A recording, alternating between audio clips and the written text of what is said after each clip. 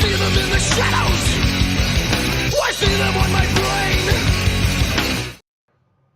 What's going on, everybody? Welcome in. Welcome in. I hope everyone had a great weekend. It's your girl, No Mercy here. It's Tuesday night, so you already know what time it is. It's time for No Punches Pulled with me, of course, No Mercy. Some of you probably already know who I am, but those of you that are new, I am your host, Brooke Millbrook, formerly known in the fight business as Brooke No Mercy Dierdorff. I am a retired professional boxer, held the WBC lightweight title until I retired, and was inducted into the International Women's Boxing Hall of Fame in 2022. I've been through some good, some bad, and of course, tons of BS in the sport of women's boxing. But welcome to my platform. This is where we talk the talk, and of course, we walk the walk. We bring out the truth in women's boxing. We talk to past boxers, current boxers, future boxers, pioneers of the sport. We got it all here. We get down and dirty. We speak the truth of what takes place in women's boxing. You don't want to miss a single show. Please make sure you guys are liking, subscribing, and sharing so you don't miss a single Tuesday night here with me and all of my special guests. But tonight, joining us is another fantastic interview for you guys. We've got yet another Hall of Famer in the house with us tonight, Ann Marie Saccurato. Ann in 1995 overcame tremendous odds just to be able to walk again. She was a passenger in a devastating car wreck while returning from a volleyball competition at the Empire State Games. She suffered punctured lung, broken pelvis, broken hip, 2 broken legs, shattered arm, broken ribs, severe nerve damage. They didn't expect her to live through the night, let alone ever walk again. But her grit, determination as an athlete and a human being, never giving up, proved everybody wrong. She immediately took an aggressive rehabilitation program, knowing in her heart she would play sports again. But against all medical odds, she went on to play basketball and volleyball at the university in 1996. She is often a guest speaker at schools, hospitals, and of course, gyms, sharing her amazing story of beating the odds and giving encouragement to all the others never to give up on their dreams. In 1999, she entered her first boxing gym and began her amazing boxing journey.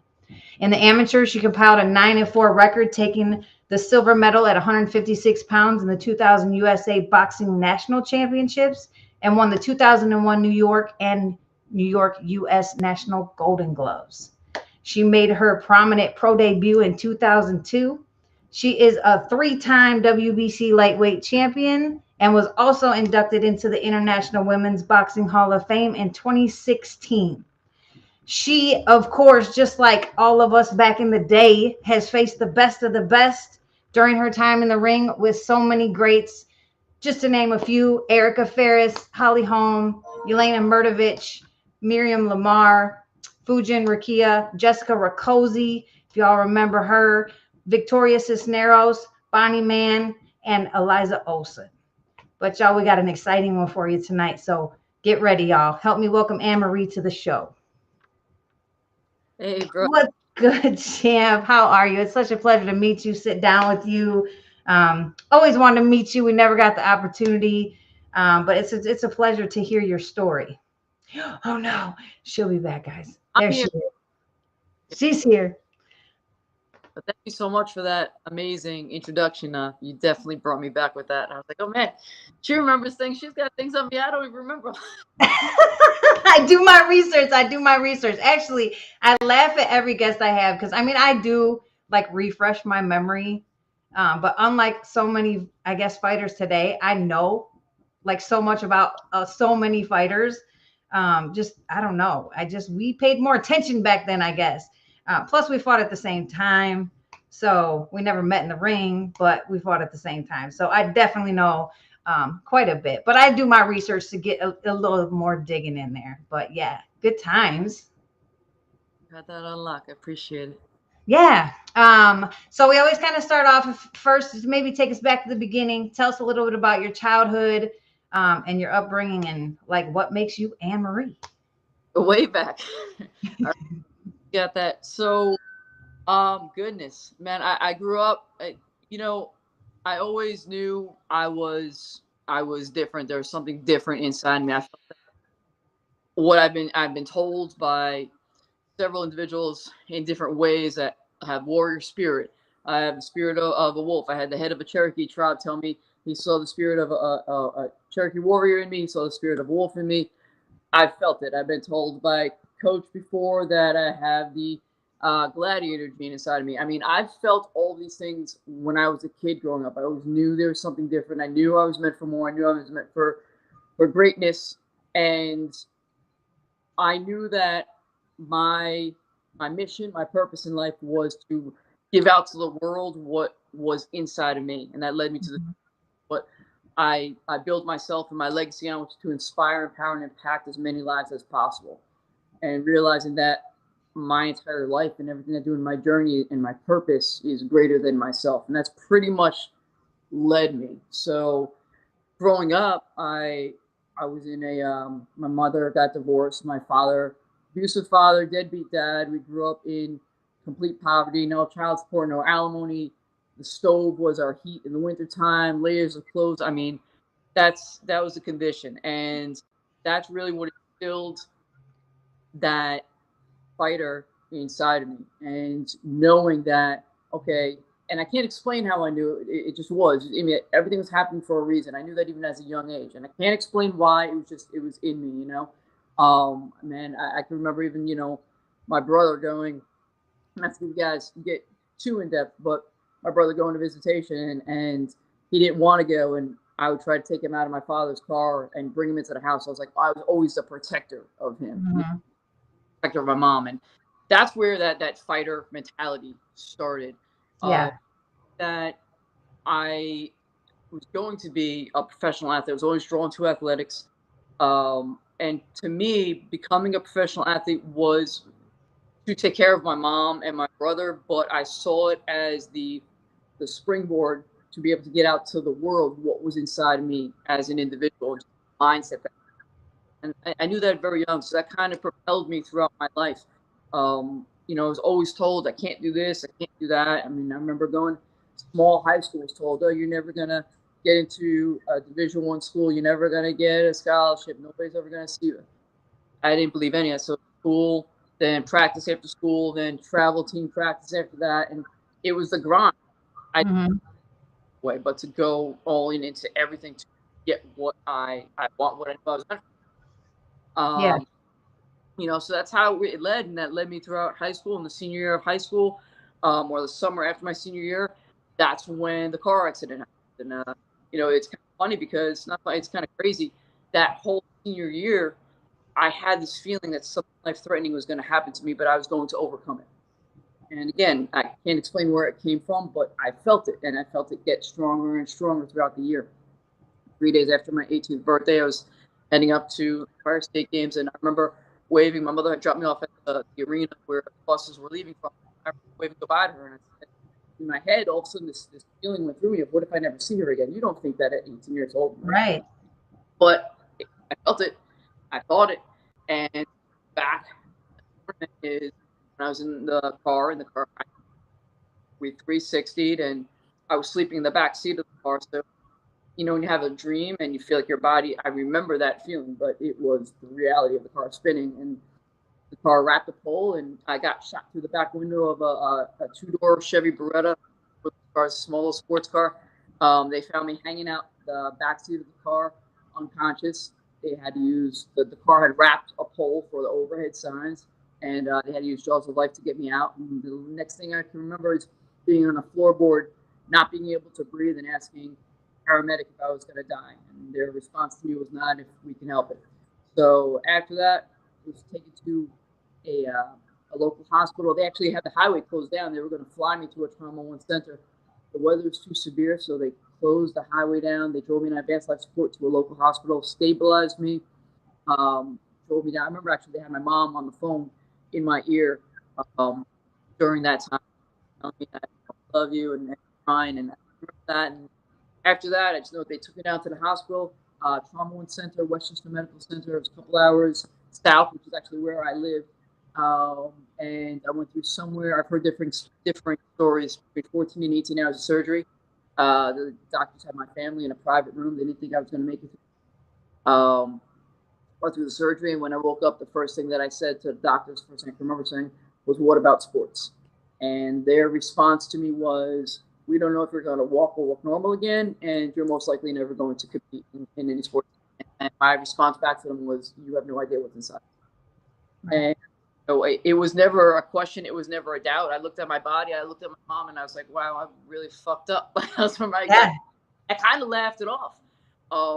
As crazy as that seems, but at the time I did. I was like, "I'm good." Like, my next words were, "Get me the best physical therapist when I get out of here," and tell Seton Hall that that's where I was going to go to school. I'll be back next year, and let's get going. It was just full speed ahead. It was like, okay, now what? I say all the time now is, so what? Now what? So what? Now what? Now what are we gonna do about it? Yeah. Doctors, I had only one working limb. I had bands tied to my bed, and I would be doing band pulls and pulling on the little lever that I used to sit up. Like, whatever I could do, I was doing. I would go against the doctor's orders on absolutely everything. We don't want you sitting up for longer than this. I don't care how nauseous I felt because I was in bed lying down for so long. I would sit up, fight the nausea. We don't want you weight bearing. It didn't matter.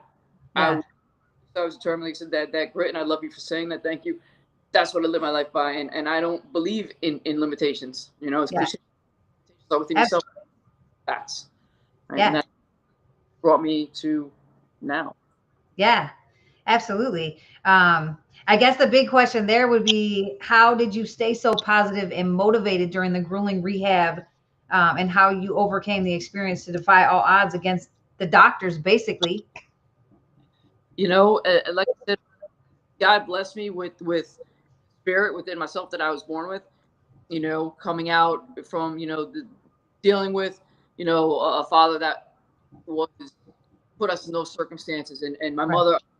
If I got it, it's from my mom. Like, she's a warrior, and God bless her. She had passed 2018 from ovarian cancer. I say she hasn't passed. She got called up to a higher purpose because she was too big to be down here alone. And that's the way that I look at it, and I feel her all the time. But her strength, she showed me, my brother, to always, and would tell us all the time, you guys are leaders. Doesn't matter what anybody else says things.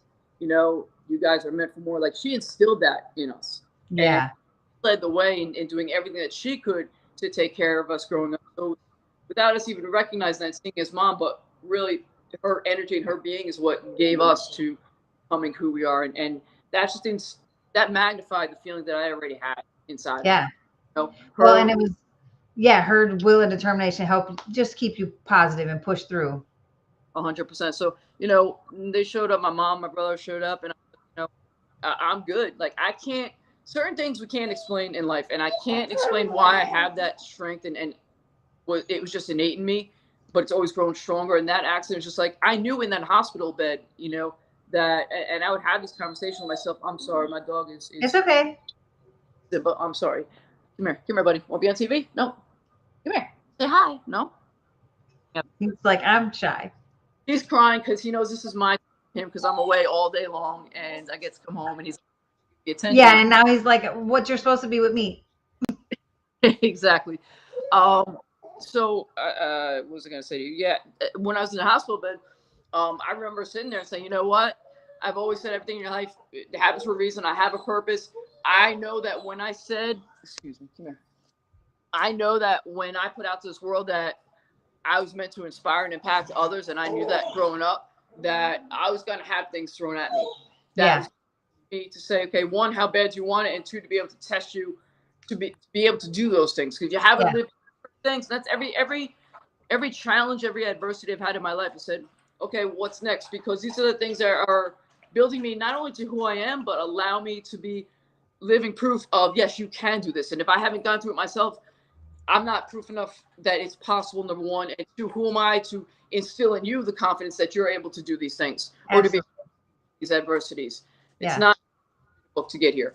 I didn't just watch a movie or a seminar to get here. I've lived the things in my life that I speak on, that I preach on from day one, baptized. So, having that mindset, it grew in me in the hospital. And I said, I'm going to be back. This happened to me. I'm going to be the light for somebody else. And this is even more fuel to the fire for me to do what I know that I'm destined to do. Yeah, absolutely. Yeah. I mean, everybody has roadblocks. Everybody has walls put up. It's just what you do with that wall. Are you going to climb the wall, or are you just going to sit down and give up? I mean, that's really what it boils down to. But it was just what, a year later, you were off to college playing ball. It was honestly, and this is how, with boxing, because boxing was never, I was never even a thought in my head. I grew up playing basketball, volleyball, softball, like that was my life.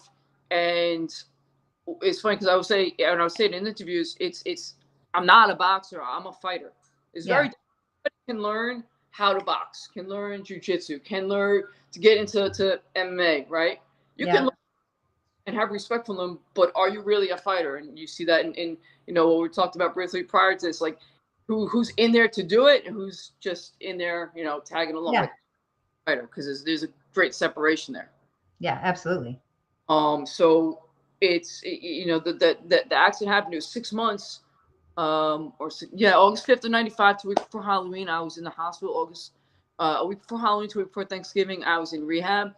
And the day that I got home, the first thing I did was put my stuff away, and I went out for a run. And that's how my mind worked. I was back in the gym the next day, and getting back, all that I knew in my head was I got to get ready to do what I want to do at Seton Hall and pass my career in college, and not knowing how things were going to go the next couple of years. But I said, besides my training and strength work and whatnot, I started getting involved there was a boxing class, and the friend was like, oh, why don't you take it? So I took it, and then I got involved with the guy who was running it. He was like, he saw whatever he saw.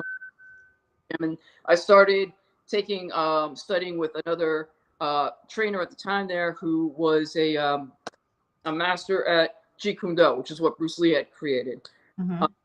Started studying Jeet Kune Do, and then a friend of mine had sent me something about New York Golden Gloves, and I was like, I just want to compete. I'm like, okay. And that's even how I got into boxing. Boxing kind of took me away from where my mindset was with college and with basketball and with volleyball and my strength conditioning work. And it kind of took me down a different path. Yeah. And that's kind of the short of what happened in the follow-up after that accident. Yeah. You did still go on to play, then took another route, moved on, but you did very well in the Amis. 2000 USA Boxing National Champ, 2001 New York and US National Golden Gloves. Do you have any favorite moments or memories from the amateurs that really stick out for you? Let me tell you right now, and I'm guessing you can relate. The guy that I told you about from the gym class where I didn't know anything, to put me into his boxing gym, told me he worked with all these people. He showed me all these pictures. I didn't know. And I was like, okay, cool. He sounds good. And I was young and stupid and just hungry for something. Yeah. And he didn't work with any of these guys. And as a matter of fact, when I got to the gym the first day, he's like, all right, go do 10 rounds on the bag. He left the gym, and I was the only person in the gym. That was boxing. 3 weeks later, we have a fight, and it's against Jill Emery, who was the national champion at the time. I had 3 weeks of hitting a bag, a majority of the time by myself, and I'm fighting 23-0, who I didn't know was 23-0 until I was walking to the ring at Gleason's gym, and somebody told me that. That's how I found out. I didn't care. I didn't care. I was like, okay, game on. So I went in there like a Tasmanian devil, and we threw down. And with 30 seconds left in the round, she broke my nose, and the fight was ended. Christy Halbert, USA Boxing, was at Gleason's gym and comes up to me after the fight, where I had no business being in the ring, let alone what was about to happen, which was, she says, here, I don't remember if somebody got injured or what the situation was, but we have an extra ticket to the U.S. National in Midland, Texas. Would you like to go? Okay. I have a broken nose and 2 black eyes, or I'm on a plane to Midland, Texas for 3 weeks of hitting a bag to go fight in the U.S. Nationals. Okay. So I fight. Not box at all. Yeah. I fight through the finals, blood pouring out my nose every single fight. Now, here's where, again, higher power goes into play. There's no reason USA Boxing allowed me to compete or go on, because especially at that point, they were stopping everything. They would not allow you. But they let me into the finals, and I fought Jill Emery again, second time in 2 weeks. Lose to her there. Fight her in the finals of the Golden Gloves a week later. Now it's 3 times in 3 weeks. I lose to her there, and I was like, okay, I'm done. let's go. And then that's what pushed me to the next year, winning the Golden Gloves. And then the guy that I was with, still with him, he's like, all right, we're going to turn you pro. I just was going along for the ride. I was like, okay, let's go. And so do I have a certain memory? No, because it was such a mush of just going along and not even knowing, just stumbling through. But Yeah. this, Yeah. and we're going to keep going and turned pro. Yeah, that's so funny. My beginning of my career was very similar to that, and that's why I'm sitting here chuckling. And as a matter of fact, is Jill Emery, is she like 6'3"? Gosh, Is she tall? tall. She's tall. And the funny thing is, when I had my first fight against Jelena, it was as part of one of the documentaries that were done on me, and Jill was commentating that fight. That's so funny. And it's because, so when I got out of the military, which is when I started boxing, because when I was in the military, I worked at this club like part-time, and they have fight nights there, which is how I got interested in boxing. So I would do like these fight nights, like you could fight anybody in the whole club, like as long as you signed a waiver. Yeah. So when I got out of the military, I just went to a local gym, suburbs of Chicago, just to stay in shape and because I liked it. So I had been training like 2 weeks. This is so funny because this is so freaking similar. 2 weeks. And my trainer is Jesse Torres. I mean, he was a fighter. He was a retired fighter. But he's like, oh, we got the gloves coming up in Chicago, the Chicago Golden Gloves. And actually, I think it was the Nationals. The first time I fought, it was the Nationals. And you want to fight? And I was like, yeah, cool. Well, I didn't know anything. So he's like, well, you know what? I didn't know there was a novice and an open and like all this different stuff. You know, you didn't know either, obviously.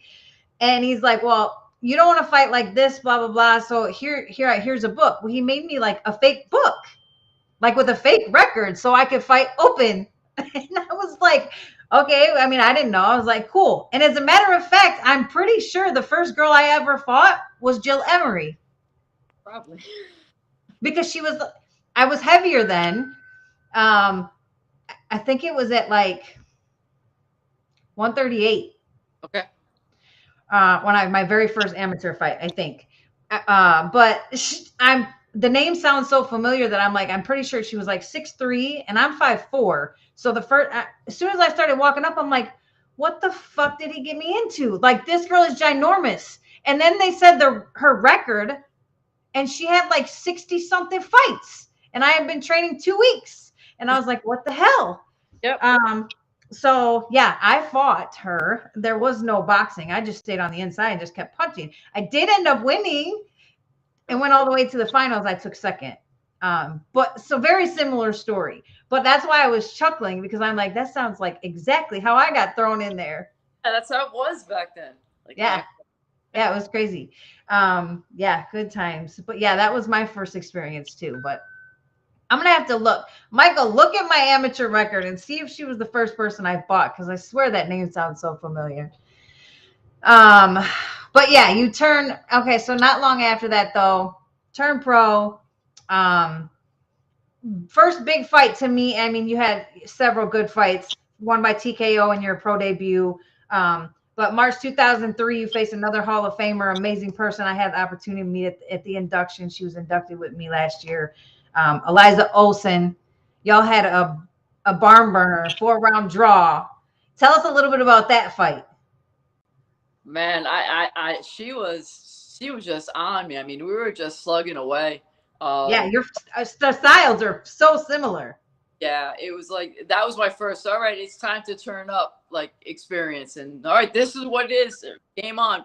And in truth, like, that was a fight that really, for me, I was game on. But those are like the experiences, those are moments that really depict whether you have what it takes to push through, and you're gonna, you know, when you start reaching that higher caliber, or you're gonna fall to the wayside. Yeah, if you're gonna fold.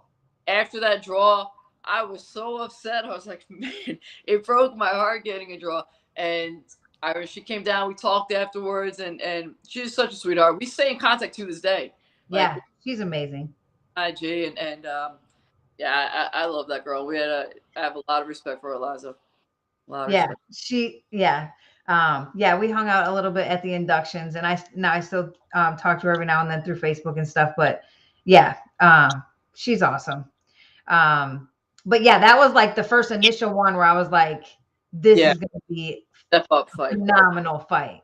That 2004 Women's National Golden Glove semifinals. I fought. Oh, Jill George. Okay, see, I knew it was Jill. Bill George. Jill George. Okay, she was like 6'3", a big girl, and she had like 60 something fights, and I had never fought, and I was like, what in the hell did he do to me? Yeah, it was fun. It was interesting. But yeah, you learn either you're gonna do this or your ass is gonna go sit down somewhere.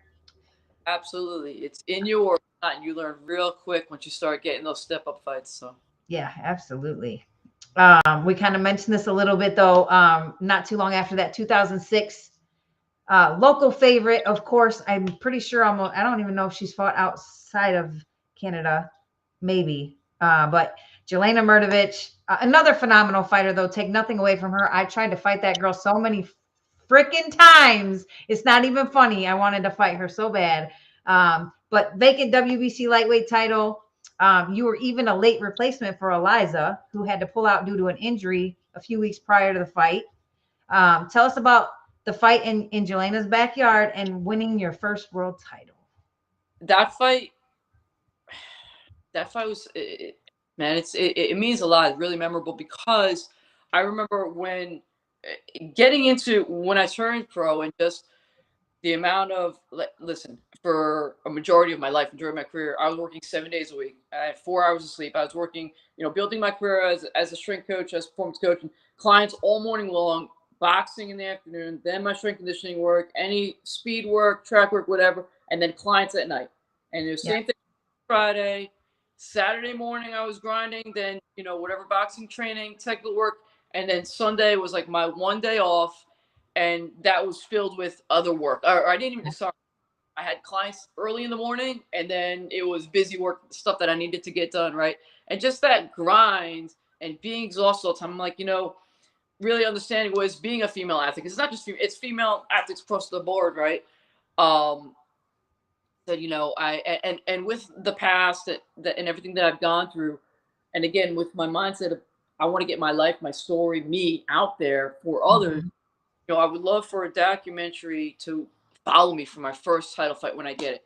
yeah, Everybody's shit. After I signed the contract, and I get it again on short notice, and I'm like, you know what? No, let's go. I don't care. Let's do it. yeah, And I signed the contract. Within maybe 2 or 3 days, PBS calls me and said we want to do a documentary on it.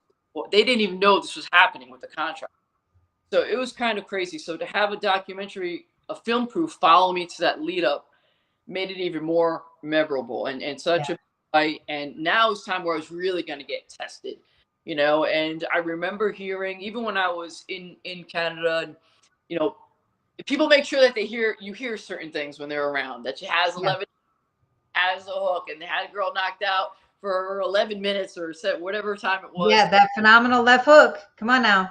Yeah, they would they would say these things, so I would hear it whenever I was near. And I Yeah, remember the press conference and everything. And my one response to all of them was, she hasn't seen me yet. She hasn't faced me yet. You yeah, know, stood out and go that ring walk and the arena going nuts for Jelena. And all respect to Jelena. Jelena actually trains about 5 minutes away from me. On nice. El Rey Boxing Gym.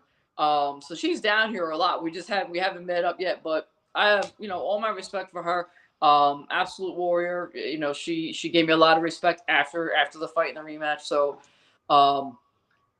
that fight though, going back, it just meant a lot to have that and going into that arena, hearing, the crowd and everything, and all I kept saying, she hasn't seen me yet. She hasn't seen me yet. And then I don't remember what round it was. Maybe it was the fourth or seventh round. They stand in my head. But she lands that hook. And I remember feeling, and I was just like, fuck. And Yeah, my legs got wobbly. And it was something inside me was just like, just walk, keep moving. And I got my balance back and we brawled it out for the next couple rounds. And I came back to win the decision. yeah, And I mean, it was the most incredible feeling to take that win, especially after taking, that hit, and it was a split decision. So Yeah. you hit first for me, and the second for her. And I think I was probably the only one in that arena was like, no, I got this. Because Yeah. third was for me to just see everybody go nuts. Yeah. It was definitely a remarkable moment. Yeah. Well, and the fact that it was in Canada, in her backyard, everybody who knows, I mean, if you know, you know, to And win in somebody's backyard on a decision, but it's extremely hard. I was used to it everywhere. Yeah. I in New York. Yeah, you're a road warrior. I know. Yeah, I that's know. and gave me one of the I've been blessed and thankful for them for different accolades that I've received from them, and one of them was Road Warrior of the Year. I went and I didn't care. I was like, all right, let's go. I was in it, and from that title fight, and maybe this wasn't the smartest. I didn't care about smartest. I said, listen, I only want top competitors because I was in this to prove something, to prove myself, and to get more. I didn't.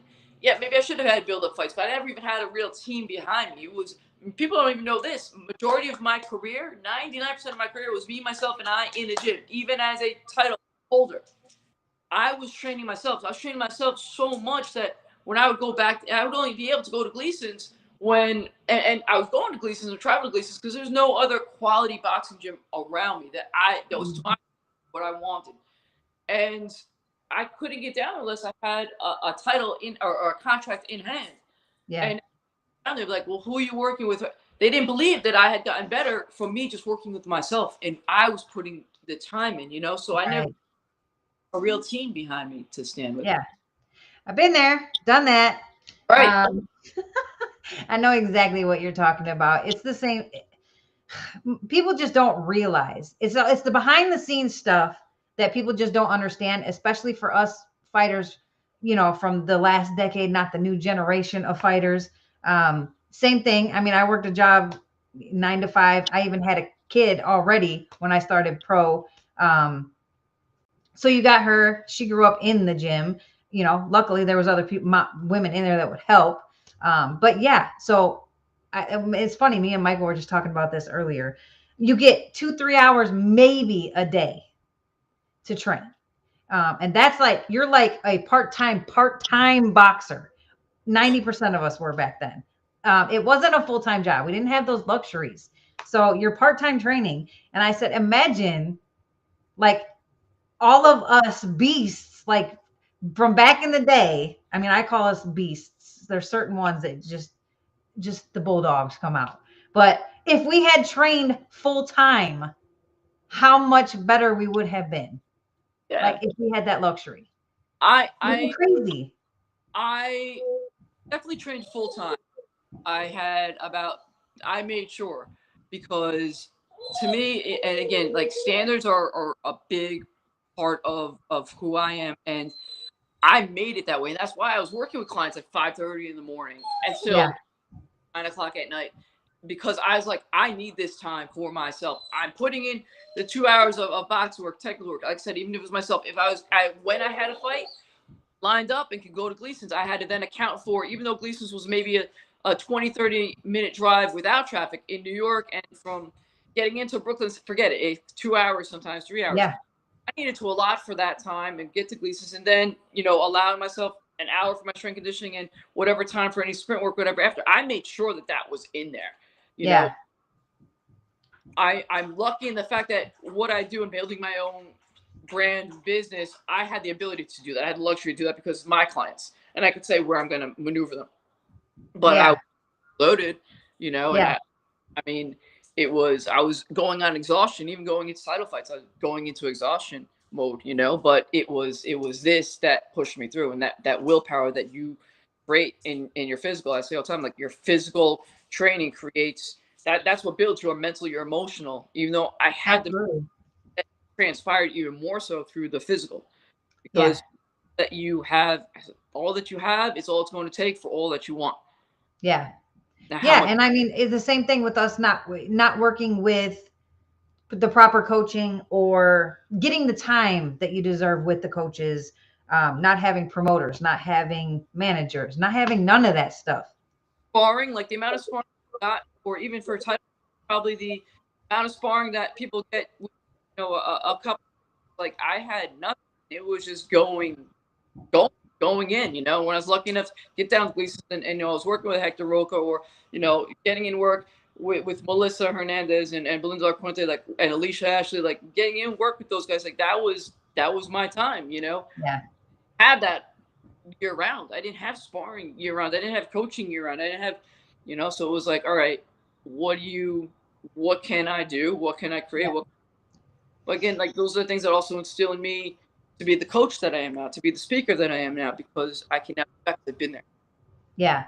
Yeah. You've been there, done that, know what it's like, and don't want anybody else to have to go through that. Definitely. Yeah. Fast forward just a little bit though. You hit the road again, taking on another phenomenal fighter, Holly Holmes. You did lose the decision there, but I don't know. And I told was a very, very, very close fight, even though the scorecards didn't reflect it. I know because I saw. So to give us your take on the fight with Holly Holm. Man, she first of all, again, so much respect for Holly. I saw her days after. I saw her out in Vegas. I'll tell you that after this. But yeah, I was like, man, she's a big girl. And you know, there's another one. That was the second time I had a second documentary done on me. It was leading up to the Holly Holm fight. And I was like, all right, we're definitely going to bring it now. And, you know, again, there was no doubt in my mind. I don't think I can't do anything. Right. So I'm like, I got this. I'm like, I know what the record is. I don't care. I got this. Went in there and we battled it out. And I was like, shit. And I was thinking things that she ended up saying, which she don't stop. And I'm like, I'm banging her and she's coming. And I remember seeing an interview with her afterwards that I actually read. I found spontaneously, I just found where she said the toughest opponent that she had faced was me because I kept coming forward. And I'm like, in my head, I'm reading, I'm like, I kept thinking the same thing. Like, she pushed me to even mentally, emotionally being in the ring and like, man, she's not going down. I'm hitting her with everything and nothing's happening. She's still right there and she's banging back. I'm like, what do I have to do? I'm like, yeah. I couldn't figure out. And that's what the frustrating part was. Like, I remember rounds 8, 9, and 10, I'm missing something. I couldn't figure out what the piece was that I was missing. Because I knew I can strategically, there was something I wasn't doing that was killing me. Because I knew there was a way I could get an angle to take her out or to have done her.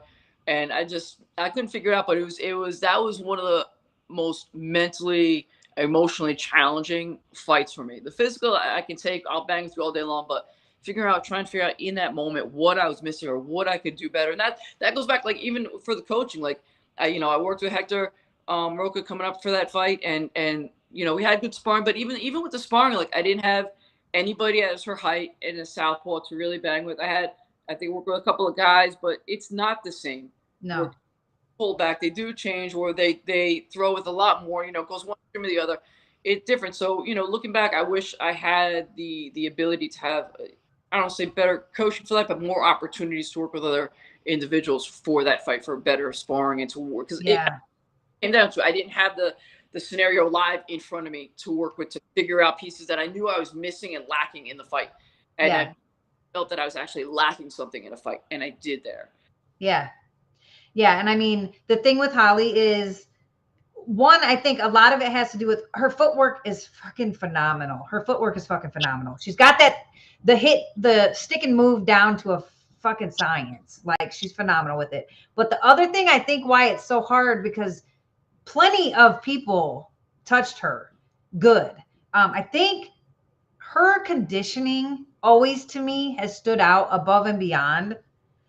I mean, watching her training clips and different things, her conditioning to me is on a whole nother freaking level. Like, her core can sustain some serious damage.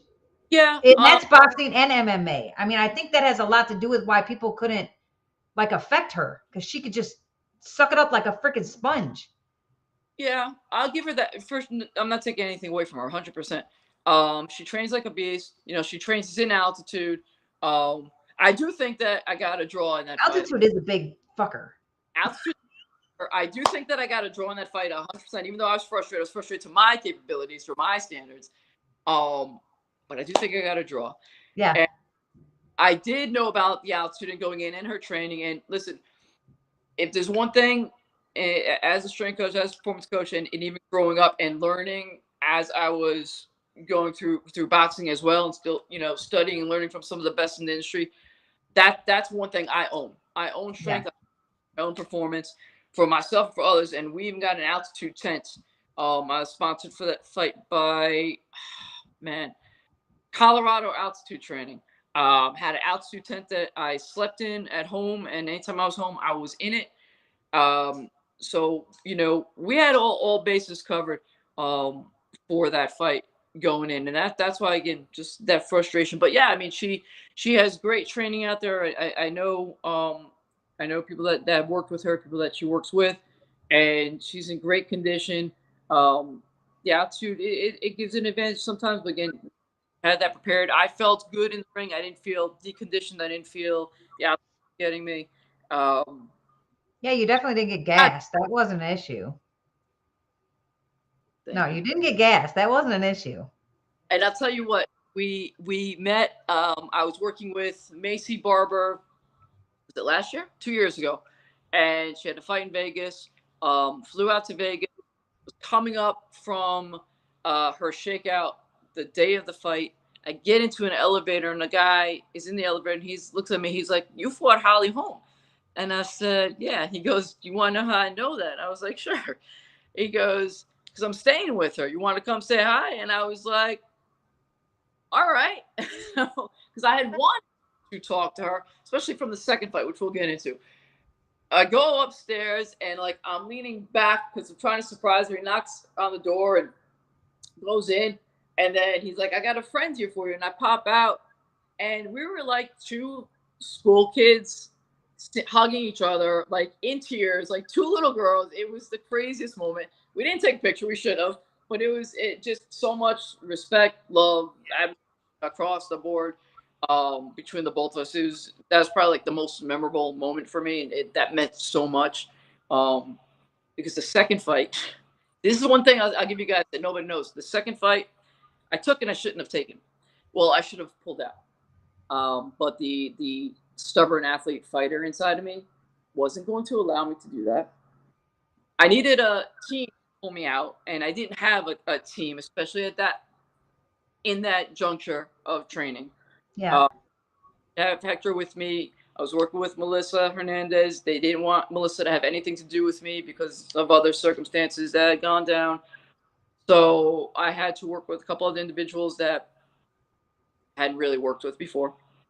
And they should have pulled me, I believe, but didn't. And I actually went into that fight with 6 weeks prior to. I broke my right elbow and tore my right tricep. I had no right arm in that fight whatsoever. And nobody really knows that. I think very few people know that. And that is what led to really disheartening, because all that I wanted was that rematch. I did come home the first fight with a bunch of emails saying I got a draw, or they thought that I won. I don't think I won. I think it was a draw. I really don't think I lost. I would say that I've taken loss. I'm what, Miriam had me that day in France, but whatever. And if I, it meant so much to me that I didn't want to pull out. Yeah. You didn't know if you get the opportunity again. Yeah. And I was really and it happened. I got the opportunity after I had just bought a Harley and was sitting on it, and it was a freak accident. The Harley started to tip. I moved my leg. I was listening to the sales guy. I moved my leg. The Harley started to tip. It was parked on an angle. I went to put my arm down, and 1,200-pound bike, boom, on my right arm. It was just instinct. I was like, shit, can't let the bike. Yeah, I got to catch it. I catch it. I just bought this. And it was a freak accident, and that was the timing of it. And, is what it is. But the things we do. And they stopped it, and I think it was maybe the seventh round, and it was kind of crazy because I went to the WBC at Night of Champions and flew me out to Wales, and there was a documentary about a kid with one arm getting into boxing and winning the fight, and I was like, oh, this is a sign I can take this. Yeah, I can do it. I can do it with one arm. I can fight Holly. I got it, no problem. It might not be my dominant arm, but we can figure it out. We'll figure it. That's what I thought. I was like, you know what? All right, coaches are saying I'm good. I don't know about this. I'm like, all right, my heart. I got the movie. I'm like, all right, let's go. And Yeah.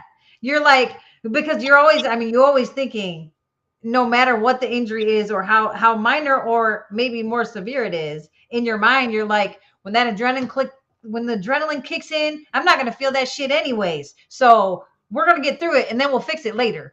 yeah, 100%. Every time. One of my all-time favorite fights of yours, though, and I don't know if anybody else's is, but it is one of mine. 2007, you took on another hard-hitting, phenomenal fighter. Another one I always wanted to fight, Jessica Rakoczy. Knocking her out, though. I mean, come on. Knocking her out with just 2 seconds left in the 10th and final round to win the vacant WBC lightweight title once again. I need to know about this one. Man, that's the pinnacle of my career, that fight right there. Yeah, and that was fucking phenomenal. There's nothing greater that I've done or experienced in boxing, nothing that means anything more to me than that fight. And sharing the ring with her, she's absolute warrior. Yeah.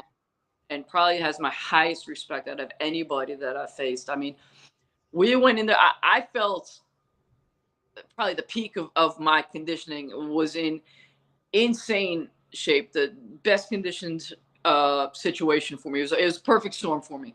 Yeah. And went in, and man, we battled out 10 rounds. And I remember it was like the 6th or 7th round, and I had Belinda and Melissa, which was also really cool because it's all female corner, and it was like that was spot at the time, and we were just like, and they would come up to where I was living and training out of, so I didn't have to go to Gleason's, because they knew, like, again, it's female boxers that were coming together, like we're coming up to you, and it was just it was a perfect storm. I mean, the energy, the vibe. I mean, we were all locked in together. Yeah. You know, a lot to do with my energy going into that fight, and I just felt unstoppable. I remember going for a run the day before. It was just like I didn't have to go for a run, but I needed to. I was like, I felt that good. And the night before, or was it the morning of? You know, we had seen each other, and we're like, you know what? Let's put one on for women's boxing. And we had, I think it was at breakfast that morning. We came across each other, and we kind of shook hands. We hugged it out, and we were on a mission together. Yeah. It was the coolest moment. And like I said, it was like 6, 7 rounds. Belinda or Melissa told me, you know, that it was either close and it was going to go the other way because we were in Cali, or maybe I was down a round or so. And I was like, all right. And the one word that kept going through my head was belief. And that's all that I kept thinking was believe, believe, believe. And we were just shot for shot for shot. But it was like a movie being in there. It was like we were two gladiators. It was something unreal. Fireworks. Yeah. And I mean, I knew I heard her in 7th round, I think it was. Yeah, it must have been coming out the 6th. I heard that it was close. It was down the 7th round. I landed a right hand, and I knew she wasn't right. And what I didn't know was that shot, I believe I met her in the airport the next day. She was going for surgery. I broke her orbital. She couldn't see out of her eye, which I didn't know. But then, and she just kept battling. Didn't matter. The 10th round, we touched gloves, and we were both like, we both verbalized to each other, all right, we're exhausted. And we were like, all right, let's do this. Let's put on a show. And I remember we had said that. I don't remember who said it first. And we kind of just looked at each other, nodded, and we went to the 10th round. Again, fireworks. Yeah. He just told me, I didn't know it was 2 seconds left. And again, just believe is going through my head, and just step back, launch the right hands. And I did, and it ended. And it was just like, it was like a movie. It really. And the worst part is that I don't have a copy of it. There's really no copies, but the copy that I had, and I believe the promoter's copy, nobody has, because people have called me for copies of the fight.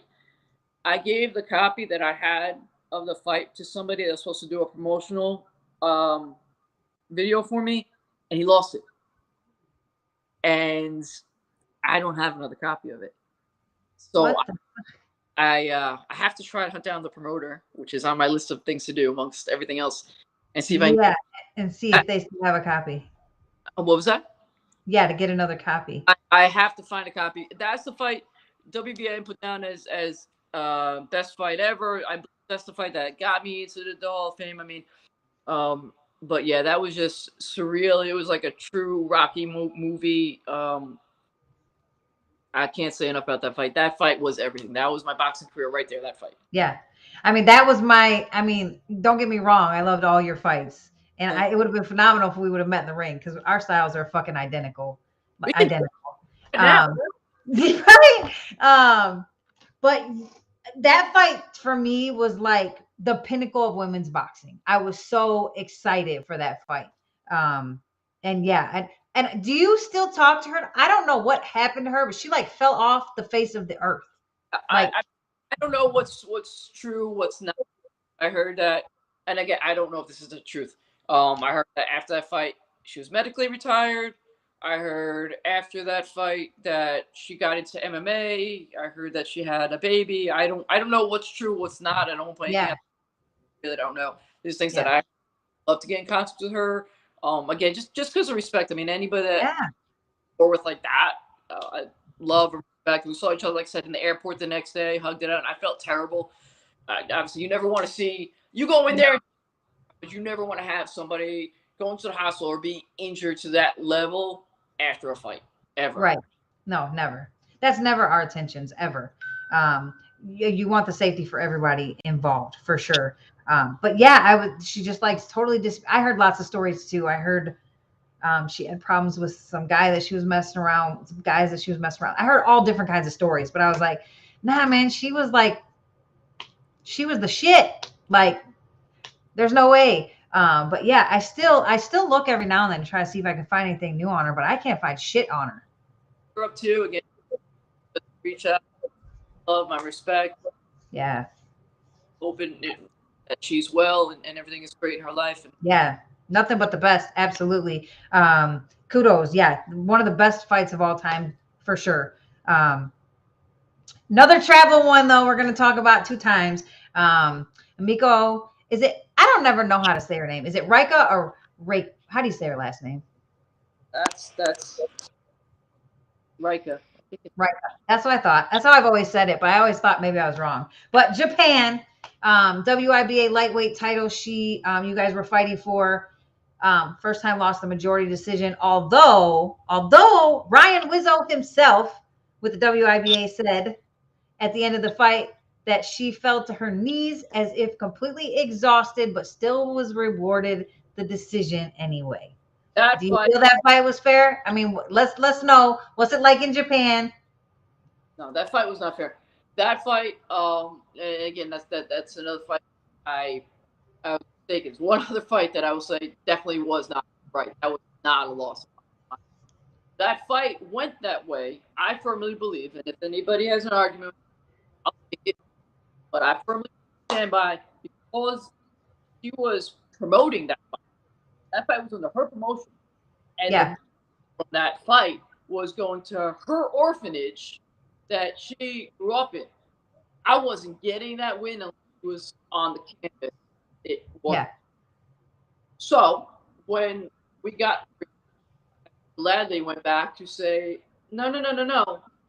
This is my fight, what should have happened originally, and went in there with conviction and full intention to handle business and get what was. That was the first fight she just wanted to survive. I mean, she had to make it to that final bell, for sure.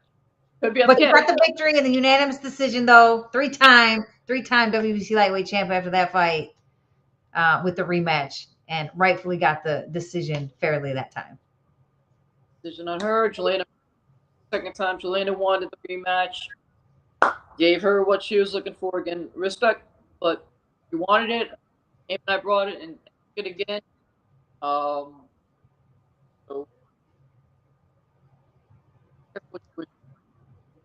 careful what you wish for. Absolutely. Yes, Sugar did fly to Japan also and fought Michael for sure.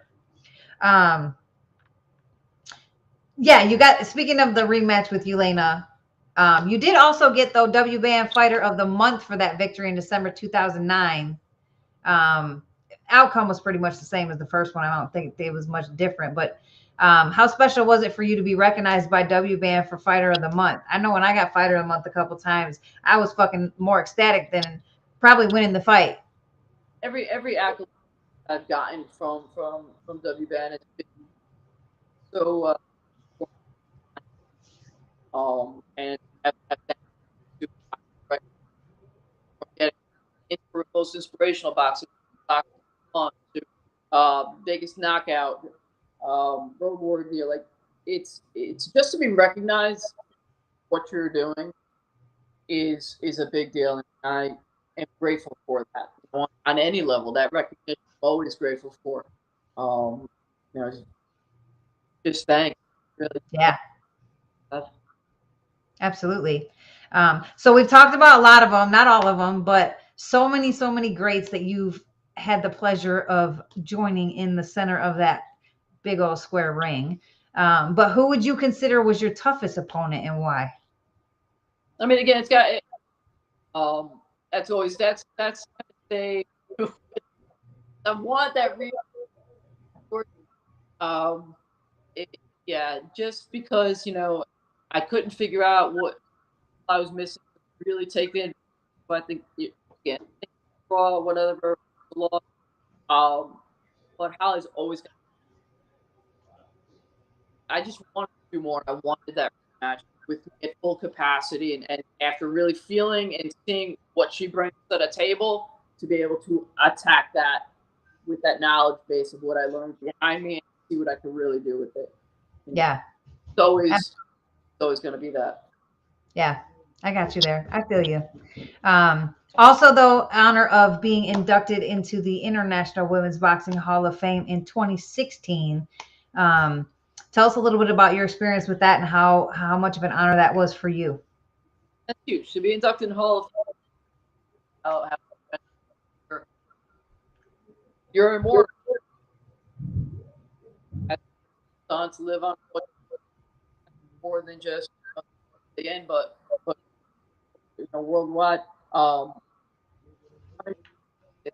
and be amongst the individuals that stand among in that record. That's just that's a blessing in itself to recognize that. Absolutely. Like I said, Absolutely.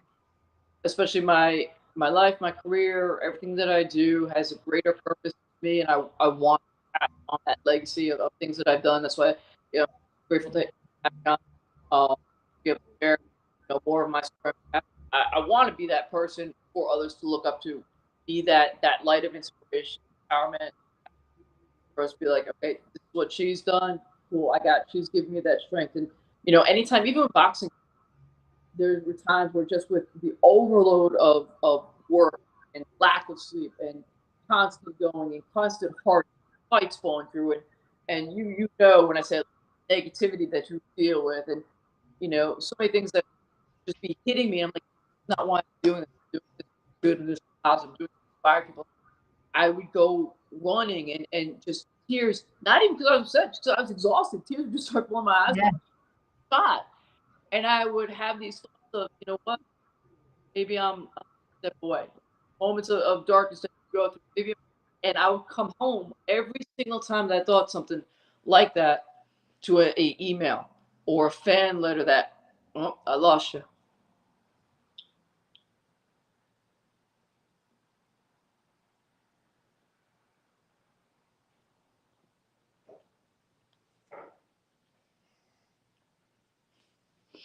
Mm-mm. Killed it.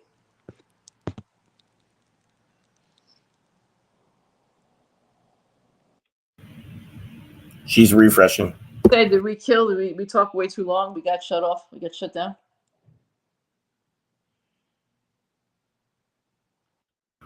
That's pretty funny.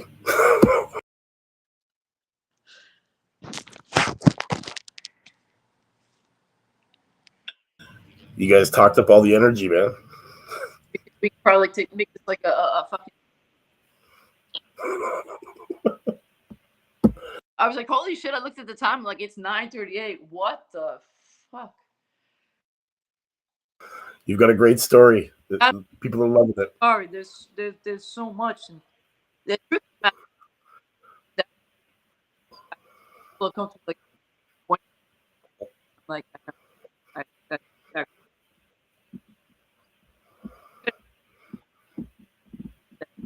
part.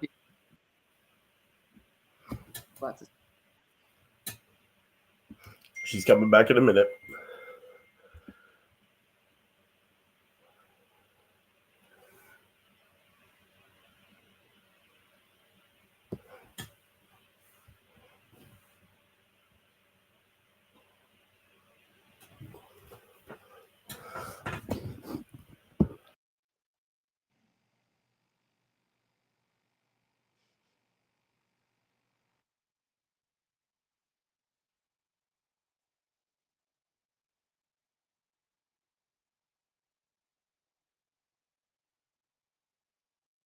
I guess we can chat until she gets back.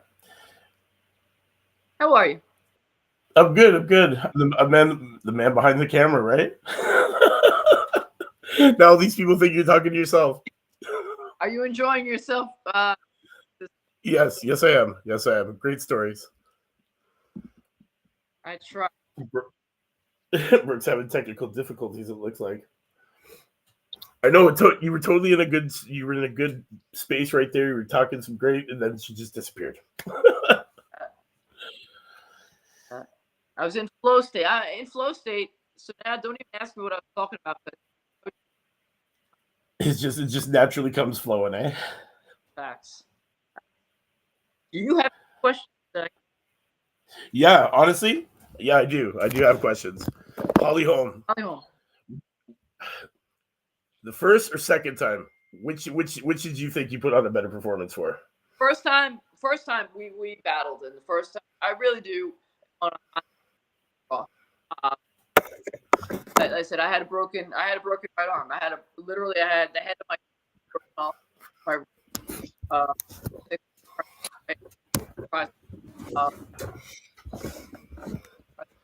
Broken.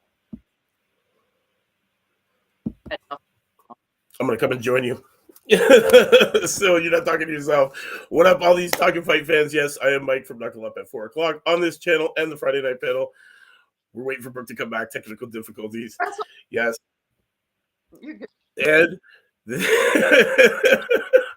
you were doing so well, and then I don't know what happened. Brooke just she's having some issues with her camera or something. So we'll get her back. So I think you got robbed in that first fight. I do too. Yeah, and if you look at the scores, it's heavily scored in favor of her, and it was way closer than that. Yeah, I was really thought cards were like. No, she's back. What in the hell just happened? I am so sorry. My whole fucking computer just froze. And I said we can make this like I didn't realize what time it was, and I'm like, holy shit, it's 9:40. Like we need to make this like a mini series or something, like a mini. I'm like, my whole screen just froze, and I said, "Shit, is it me? Is it her?" And nobody could hear me. And then I had to restart my whole shit. I don't know what happened. I'm sorry. Where were we? I don't even know. I was like, I don't know. It's in that going, and if you ask me where I was, he's like, you were in a good place. Place is. The whole screen just went black, like and froze. I was like, what? I don't know. Well, we've talked about a lot of the things that you've had to go through and deal with, hard times in your career. Is there any other things? And all of us have been through so much BS, behind the scenes shit that we shouldn't have to go through as females in this male dominating sport. Do you have any? I mean, I've told lots of mine so far on this show, but do you have any big ones that were like, man, this is just bullshit. I should not have to deal with this. Ooh, that's a question. There's so much shit. I know there's so many. I mean, wow. I'm gonna leave names out of respect, because that's not me. But you asking the question, I'll give the scenario. Simba, I'm sorry, my dog is definitely craving my attention. Come here, man, if he just sit on your lap, he'd be fine. here, bud. Come here. come here. Yes, come. No, you don't want to say hi. I love you. I know. I had a situation where a coach that I was working with when I would get to Gleason's after a fight, and after winning a fight, um, told me that this individual couldn't work with me any longer because this individual needed to give time to another boxer, and shattered me because I had nobody to begin with, and then somebody that I trusted and valued, and because you're gonna go work with somebody else, whether it was money or whatever else this other individual had, like that's like me. I'm with you. I'm riding with you. As Yeah. you're solid, and you're gonna do anything to get to where you need to go, and you're like I'm that person. I'm that loyal person. I'm ride or die, and I do anything that you ask of me. And this is like it didn't make sense to me. That's not Right. individual, and especially if you talk about team, like that's not team. And Yeah. so person's giving me this isn't the scenario that happened. I'm saying this person's giving me more money, or this person's giving me TV time, or so we're gonna go here, and then Yeah. sorry, like that. So and I'm sure that happens a lot, unfortunately, in different circumstances. But yeah, that was probably the hardest. I mean, anything else I could deal. You deal with ups and downs and different adversities, but to have that was personal because of who I am as an individual Hmm. probably cut me the deepest or was the hardest to deal with. Yeah, that makes sense. Anything that hits the heart straight in like an arrow. That's, I mean, people always forget. I mean, we're warriors and we're badass.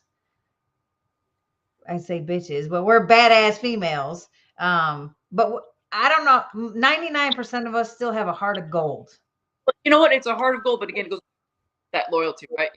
But loyalty, integrity, honor, Yeah, and I expect, especially if you're part of my team, like that you have that as well. absolutely. Yeah, you have to. You have to. And you briefly brought this up though. You guys you did for a little bit of time have a phenomenal team. Making history though, even by having an all-female corner team, Melissa Hernandez, Belinda Laraquente, which you also fought. I mean, we didn't talk about that one, but which you also fought.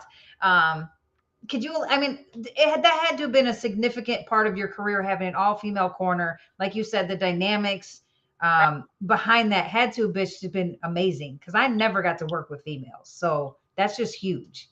Yeah, I mean, being able to go down to Gleason's, I mean, we had fun experience down there, that's why I love training down there. My first sparring partner was Alicia Ashley. Yeah. And I remember I was I like, fought her. am I sparring a ghost? Because I wasn't getting anything off. It's when I just turned. But yeah, having Alicia and Belinda and Melissa, and I remember Missy Fiorentino came down to work with me at camp. Like that, the camaraderie, that was going on down there, and everybody, you're joking around or whatever. But when it came down to it, everybody's pushing each other at the end of the day. Yeah. And yeah, to have to go into a fight with an all corner, holy shit, was that just powerful. Yeah. To have the opponent that I had, and the amount of respect that we had prior to the fight and after the fight. And you know what? Actually, I forgot how we had breakfast that morning, but we had breakfast. We didn't have breakfast. We saw each other breakfast the night before. I don't know who said what, but there was some altercation between a couple of members of her team and Melissa and Belinda. Words were said, and I wasn't having it. When I was like, no, I don't. And I went to her that morning. I was like, listen, I'm not about that. She said she's not about that. Like, we can do that with each other and go here, because that's part of the sport. We'll build it up. But at the end of the day, it's respect, and we don't need anybody else getting involved. Like, we're gonna handle that. Right. Outside of that, but I think that was just the energy and the hype, and because everybody was on like this level, so great and so just magnificent for the sport. Just the hype, everything about it was you can't put into words what that fight meant, what that energy level was at, or how powerful that moment was. That's another reason why I wish that that I get a copy of that fight, find it, and it can be out there, because I think for other people to see the caliber of that fight, see it was an all-female corner, and to hear the stories coming up to the lead up of that fight, I think it's something that needs to be put out to women's boxing, and should Yeah. be documentaries. Absolutely. And it wasn't just any all-female corner. I mean, it's 3 phenomenal icons in the sport of boxing, all in one corner. And just for the amount of effort that they put into making sure I had the right training. Outside of any of the coaches that I've had or had the opportunity to work with, like that element. But again, because we all knew it, we all were feeling it, we've all gone through it. So you can't match that, and you can't duplicate that. Yeah. They're coming up to Westchester County, which is about 20, 30 minutes north of Brooklyn. I'm going out to Brooklyn, and they were giving me everything. They're taking trains and subways to get up to me. I'm taking an hour, 2 hours in traffic to get down to them. And it's like we were just grinding together. Yeah. Yeah. You can't beat that. Melissa and I were actually supposed to fight a few different times. Had contract. I mean, I signed my contract. We were going to fight several times, actually. And then there was a time where we talked frequently. And she's like, we talked about like working together. And she's like, but if we work together, then we can't fight each other. And I said, hey, I mean, it is what it is. We never did get the opportunity to work together, or make the fight happen. It would have been a good fight, but, yeah, I almost worked with her, a few different times. We talked about it, training together and stuff, but she's like, but then we can't fight if we train together. And I'm like, why not? Like, I mean, don't bother me. But yeah, no, phenomenal person. She's a stitch, man. She cracks me up. She's definitely a different kind of soul. We'll just put it that way. She's funny as shit. She cracks me up. I can only imagine the training. It makes me laugh just thinking about it. But with both of them and you put together, I mean, it had to have been some funny times. It was unbelievable. They pushed me to my limits. You know, they brought the best out of me as a fighter, and we all just vibed off each other. Yeah. I could put that in. Man, I wish we all could have that. But yeah, so speaking of the young up and coming fighters out there, what advice would you give to the young females that want to leave their mark in the sport, like so many of the past fighters? Man, that's cliche, right? Believe it's hard. It can't just be believe. You have to know what you're capable of and be 100% all in on that. I said, all that you have is all that is going to take for all that you want.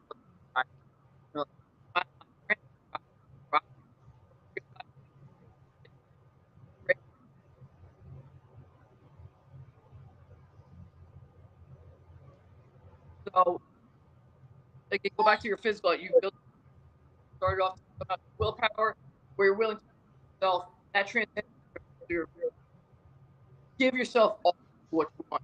Act with intention, on intention, every moment. Because you don't realize that one moment, that one hour, the ability to change your life. You never know what that will happen. So always be ready. Make sure you maintain a certain standard level of rise to raise. You don't rise. Yeah. Standards of what we allow, what we accept.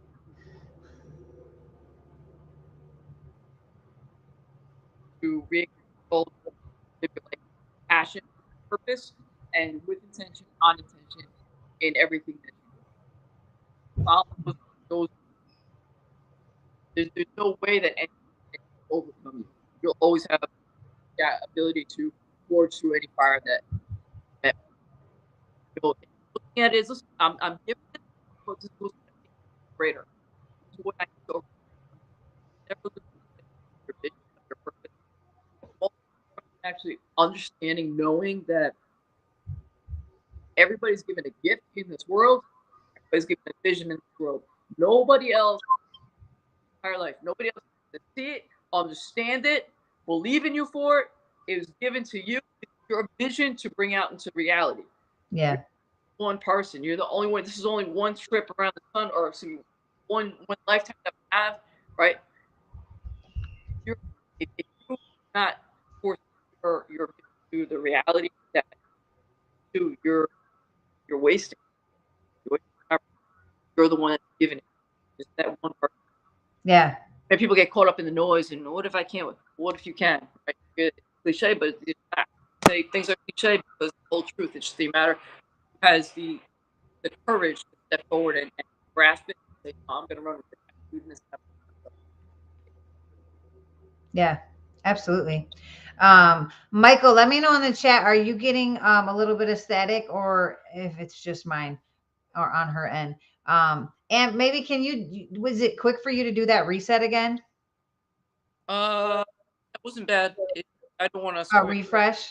I'll hit it. Yeah, do a quick refresh. A little. Okay. Yeah, it was cutting out a lot for me, in and out. It was hard for me to understand what she was saying there, and I don't want the whole thing to be there. We go. That was quick. Gotcha. All right, there we go. Big question I always like to ask people, what is it? I mean, you've already secured your mark. Yeah, it's much better. Thanks, Mike. Thanks. Secured so much with your career, but what do you want to be or hope that people remember you for most? A couple. I mean, just pushing through, coming at again. That's really, not to sound repetitive, but that's where Rise came from. It came through me one day as to what those letters should stand for, and that's me. That's my baby. That's my legacy, right?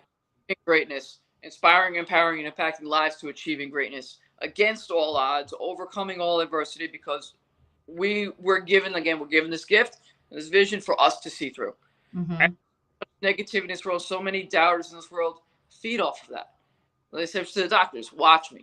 Well, I said to everybody, I said against Jelena when they were trying to put in my head of what she's done with respect to her. She hasn't seen me yet. She hasn't faced me. It's me. It's I. And so I'll use the initials for Ann Marie, right? My given name, AM, because I am. Yeah. I. And if everybody recognizes, no, I am. Yes, I am capable. There's I am statements that you say to yourself to make yourself envision what you want and who you really are. Remind yourself of who you are. Remind yourself every day who you are. Yeah. That's something that I want people to remember me of, like giving that out. And I believe in you. Like to every fighter that comes to me, I believe in you. Let's go get this. Yeah. Every top individual that comes, this is what you want. To every kid, I mean, the most valuable thing that like a child that I spoke to said to me once when I was at a school in the South Bronx, and I went to the classrooms. I would go to the classrooms and interact with them afterwards. And kid said something to the teacher, and then the teacher made him say it to me in front of the class, and he was just like, thank you so much for believing in us and giving us something to believe in, because we don't have that anymore. Yeah. And I was like, oh my God.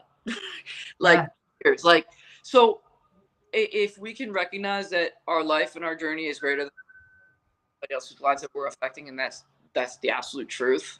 Yeah. It bring us to becoming greater within ourselves and for what we actually want, and becoming, right, what's success? Creating fulfillment within yourself. And fulfillment within yourself by creating it and allowing it to exist in others. Yeah, absolutely. Tony Issue here is from the UK, says it's 3 a.m. over there. Good morning. Good morning. That's definitely a good morning for you. Welcome in, Tony.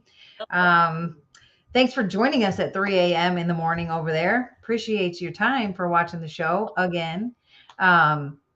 So we talked about this before we started the show a little bit. So Michael keeps getting on my ass about coming out of retirement and schooling these young bucks out here because of my style, your style. We have the same style. And I laughed, and we were talking about that. And I was going to ask you like what you've been doing since you hung up the gloves, but technically you haven't hung them up. So what have you been doing since your last fight?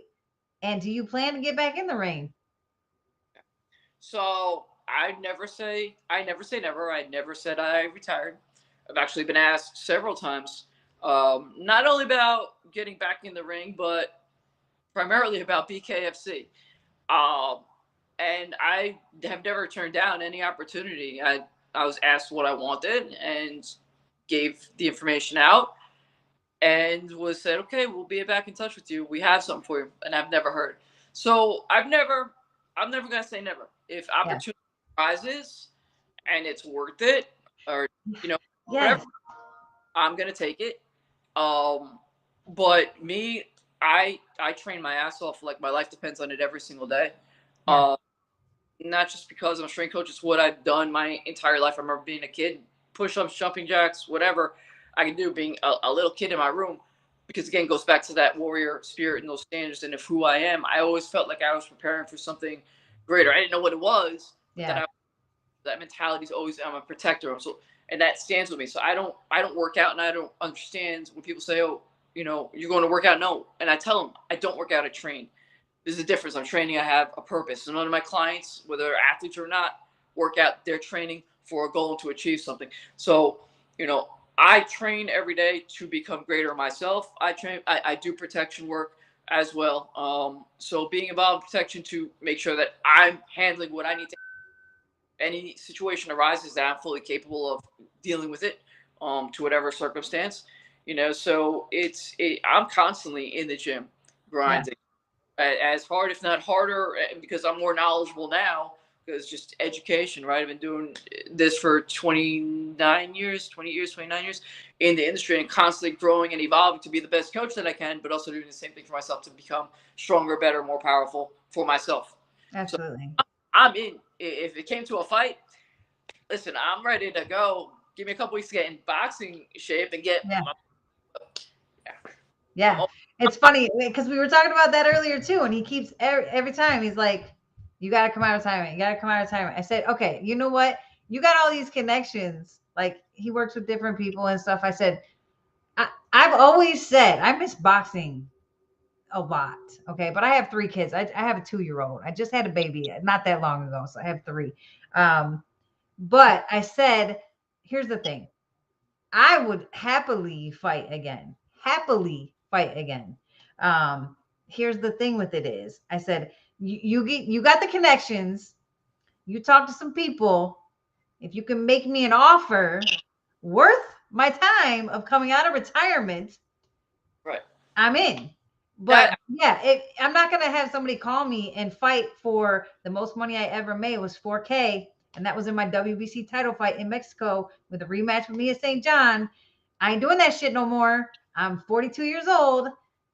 Yes, I will fight. He says it's happening. Yeah, you give me a big ass, some money. Give me some money and a reason to come out of retirement. 100%. And I don't have to have 18 fights to get to that big money fight. Yeah, it's got to be. I will do it.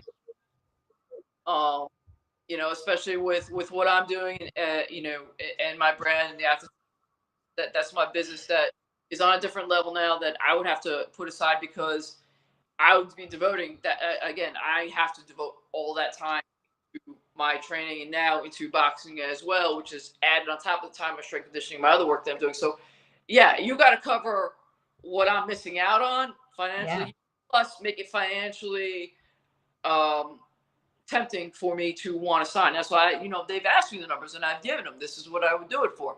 Yeah. So it has to be of value. Yes. That's what I said. At this point in my life, it has to be worth it now. Like, before, I didn't care because I just want to fight. I didn't give it. It wasn't about anything other than fighting. But now, it's got to be worth it. He said, "Yo, isn't punching somebody in the face enough reason? I can do that anytime. I can do that. I don't have to take a fight for free to do that." It's a comeback champ. I hear Lennox Lewis is coming back. I didn't hear that one yet, but that would be interesting. But yeah, I say if the money's right. I mean, all of us back in the day, I will fight anybody, anytime. It's in our blood, like it runs through our veins.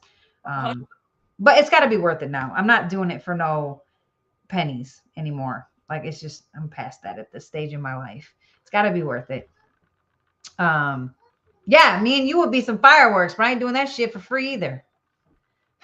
Definitely not. I mean, it's been a long night though. Is there anything I missed, or is there anything that we didn't talk about that you want people to know, or that you'd like to talk about before we finish it up for the night?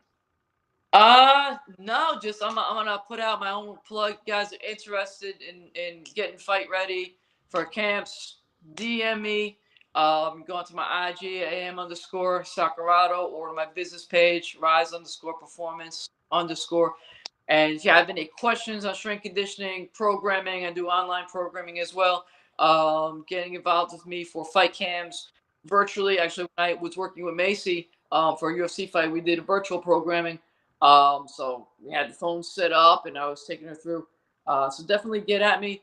And because we're talking about boxing, I say look out for my girl Elia Carranza, just coming off her big win with the WBC Continental Latin Belt this past Friday night, and will be making her debut at the Hard Rock Casino January 20th.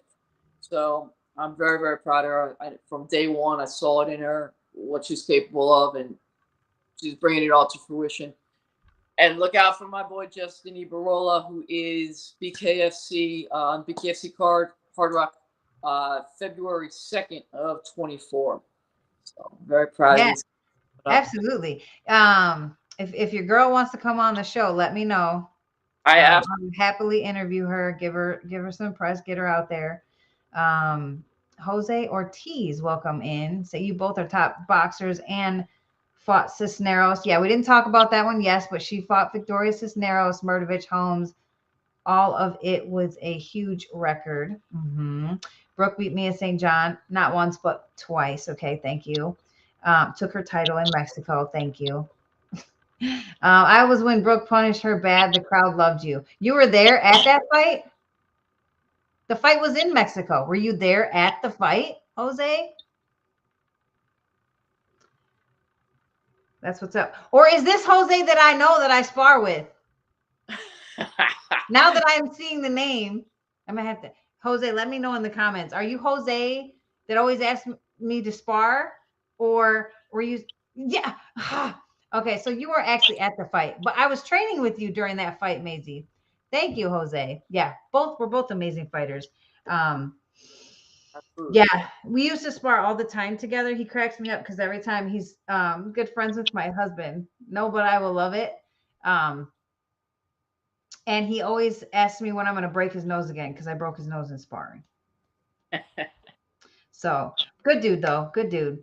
But yeah, no, that was an exciting fight. I loved fighting in Mexico. That was actually probably my favorite place to fight because that's the only time in my whole career where I actually felt like I was somebody, because they treat everybody equal over there. The fans are freaking phenomenal over there. I mean, I got booed at the beginning and cheered at the end, but like everybody wanted, like for the press conference and all that. I couldn't leave my room without being like paparazzi. It was crazy. People wanting autographs. Couldn't go eat. That was the only time I ever felt that. And I mean, it was nice, but I was kind of nice when I got home because I was like, man, I know what actors and stuff feel like, because, and like all the guys where you can't go anywhere without people stopping you. Yeah, they were supporting me at the end. Of course they were. They did actually. And that was phenomenal. That was almost like the Rocky thing too, like where you're getting booed and all that shit and everybody hates you. And then the fight's so good, they can't do nothing but like cheer for you at the end. Like they went from chanting her name to chanting my name in the last round. So it was phenomenal. It was phenomenal. But yeah, no, good times. But it was an honor. It was such an honor to sit down and talk war stories with you. Hopefully we'll get the opportunity to meet in person one of these days. Keep doing great things. Yeah, definitely. If your girl wants to come on the show, let me know. I'll get her dated in and we'll get her out there to the world. Yeah, great. So she'd be great for you. I mean, she's not just pro boxer, owner of Level Up Boxing and Fitness in Fort Lauderdale, Broward Sheriff's Office officer. Yeah, it'd be great to. I would definitely run by her. All right, absolutely. Yeah, I appreciate that. Give your little man some love and hugs now. Tell him I'm so sorry that I took up your time, but I appreciate it. Very much. All right, have a great night, champ. Love, take care. All right, peace.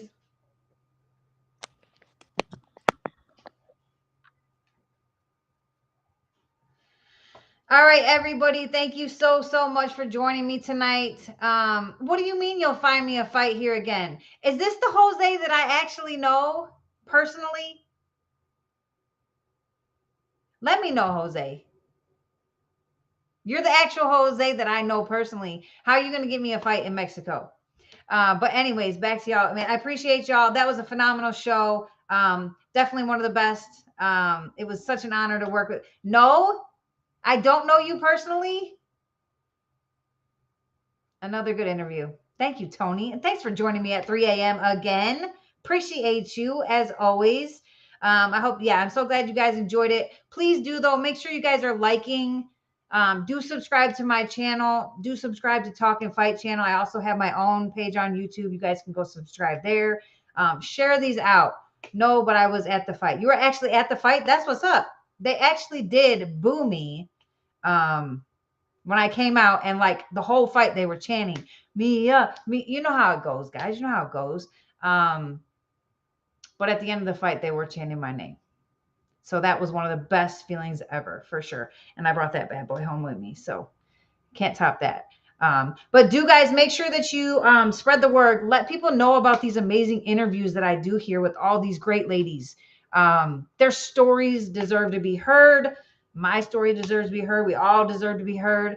And you're going to hear stuff here that you have never heard before. So let people know, like, subscribe, and share the episodes.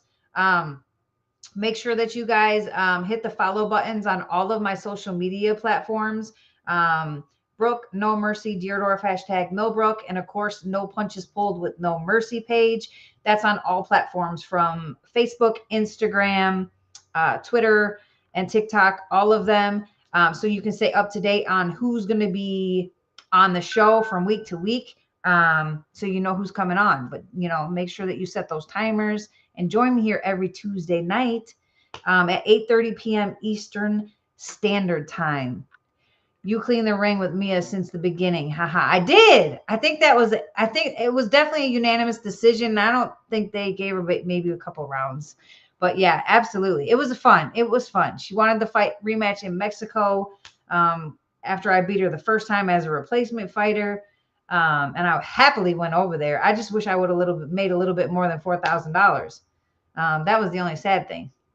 But it is what it is. I got the title. Made the Hall of Fame. We doing big things. We were waiting for the KO. Man, I wanted the KO so bad. I wanted the knockout so bad. You don't even know, Jose. Yeah, I wanted that one bad. Because the reason I wanted the KO, well, first I wanted the KO so bad because she said, about the first fight, stuff about the first fight or whatever. But I take nothing away from her. She's an amazing person. Her story is phenomenal and inspiring. But I was happy and honored to share the ring with her. But yes, I wanted the KO so bad because it was in Mexico. I was so worried that they were going to rob me of the decision. So I did not want it to go to the scorecards. Maybe she wants to fight me again. Hey, we can make that happen. We can make that happen for the right money. For the right money. Y'all give me a big payday. You might see me in there again. All right, you make the calls, Michael. Appreciate you. Appreciate everybody. Do make sure you go follow all my pages. Let's make another fight with her. That would be amazing. Hey, why not? In Mexico, but I need some money this time. I need more than $4,000. That don't even pay my trip there and back. You know what I'm saying? It's got to be worth my time now. It's got to be worth it for me to get back in boxing shape and come out of retirement after having a kid 2 years ago. Like it, you know what I'm saying? I miss it, but it's got to be right. You know what I'm saying? You know what I mean? It's got to be for the right money, right opportunities. I would love to add some more belts to my collection. You know what I mean? But it's got to be for the right opportunity and compensation. I'll put the flights to see the KO. That's what's up, Jose. That's what's up. Hey, join me here though every Tuesday. It's the first time I think I've seen you in the chat, but join me here every Tuesday night, guys, 8:30 p.m. Eastern Standard Time. Follow my social media pages, Brooke No Mercy, Dierdorff-Millbrook, and No Punches Pulled with No Mercy, all platforms. So you can always see who's coming on next week to week, y'all. But I appreciate your time. Thank you all for joining me from all over the world. We will see you again next Tuesday, 8:30 p.m. Eastern Standard Time with the next episode of No Punches Pulled with me, no mercy. But until then, remember, punch hard because nothing else matters. Have a good night, guys. See you next time.